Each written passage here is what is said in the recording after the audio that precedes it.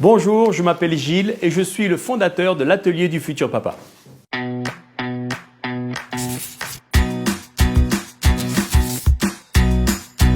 Le moment idéal pour jouer avec son enfant, c'est le moment où on est prédisposé au jeu, où l'on est dans l'envie, que ce soit de la part de l'adulte ou de la part de l'enfant. Ce qui compte avant tout, c'est le bon vouloir, d'être dans la disposition psychologique de se dire ça y est, on va passer un moment de partage ensemble et on va construire des souvenirs.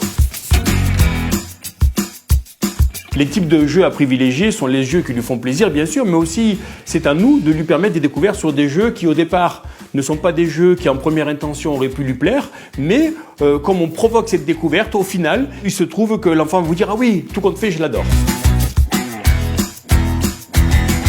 Alors si l'enfant veut toujours jouer au même jeu, c'est très positif car les enfants adorent la répétition parce que ça les rassure et ils ont besoin, au travers d'un jeu qui leur plaît, de le pousser jusqu'au bout, si j'ose dire, et d'avoir tous les tenants et les aboutissants de ce jeu avant de le quitter et de passer à un autre. Il est important de jouer avec son enfant car le jeu permet de remplir son réservoir affectif. En jouant avec votre enfant, sans rien lui dire, vous allez lui dire « Je suis là pour toi, tu peux me faire confiance ». Ça, c'est important. Je peux faire comprendre à mon enfant que je ne peux pas jouer avec lui en lui montrant ce que je suis en train de faire, ce que j'ai besoin de faire. Par contre, je peux lui expliquer que dès que j'aurai terminé cette tâche, eh bien, je vais pouvoir passer du temps exclusif avec lui.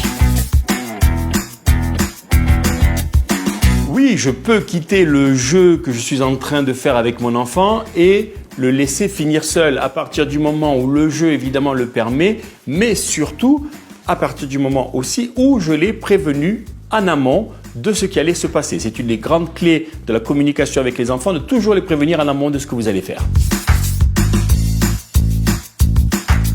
Alors, effectivement, on peut laisser son enfant jouer seul, ça va permettre de développer son imaginaire, il va aller sur un chemin qu'il adore, qui est le chemin de la découverte.